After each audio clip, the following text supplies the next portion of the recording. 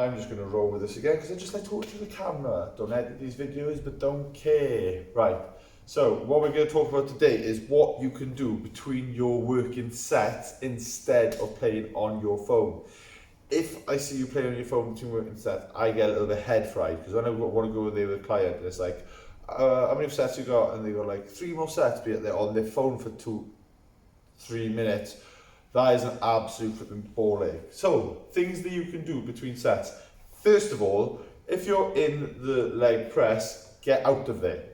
That's a good start. Even getting out of there will burn some calories. You're just sat there just on your phone like an absolute twiddling your thumbs. It's not going to be congruent with whatever you're trying to do. There's no benefit unless you're actually making notes about the weights you lift in. That's something you can do between sets. So between sets, you can have a notebook or your phone, and you can track your lifts where you put, this is what I lifted between on that go. And then realistically, you've got to be trying to go up weight then anyway. So you should be getting out to try to go up weight, unless that was your heavier set, obviously.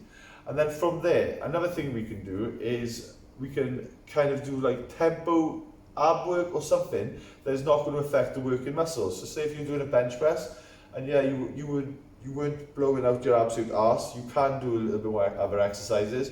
Doing some slow crunches is going to get your abs working, which probably should train a little bit more anyway, because we don't really treat abs like a normal body part. So it would be a good idea just to get a little bit stronger on that exercise.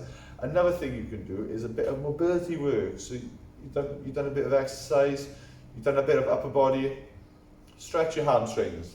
That's not a bad idea really, because your hamstrings are probably tight. Another thing that we can do is do a little bit of, you've got a massage ball, you can dig them into your tight areas. Everyone's tight around here. And also doing a lot of scapular retraction and posture work between sets would be another good idea of something that you can do. If your rest is between 30 to 90 seconds, which would be optimal for you to get back into your next working set, unless you are blowing out your absolute arse because you've just buried yourself in a workout, done a set of squats, you buried yourself for a set of 10, and you just start lying on the floor, puffing and breathing. Take the rest. You probably need it. You don't need to go into some sort of activation or ab work. But if you've done a set of bicep curls, why aren't you just going in and then just working on a little bit of posture exercise? Really learn to like lower your shoulders down, or just get a massage ball into these really tight muscles, and therefore work on your posture. End of the day, everyone's posture is shite, and I'll say that quite happily with all my clients watching, and I'll tell them that their posture is shite because they have such a lack of ability to keep these muscles in tight doing exercise. You keep these muscles in tight doing exercise, your form is going to be a lot better. End of the day, it's 2020, everyone's on their phone, everyone's reading books, everyone's on the laptop, and all of a sudden we just look like a scrunched up bag of crisps because we just keep coming to this position because this is the position society wants us to be in. Then, the second we get the opportunity to go to the gym, what's the first body part we train? Chest. Bench press. And then everyone is just fixed into this position with rolled forward, massive internal rotation of the shoulders. And then they wonder why the chest isn't big because they're not working it, they're working everything else but.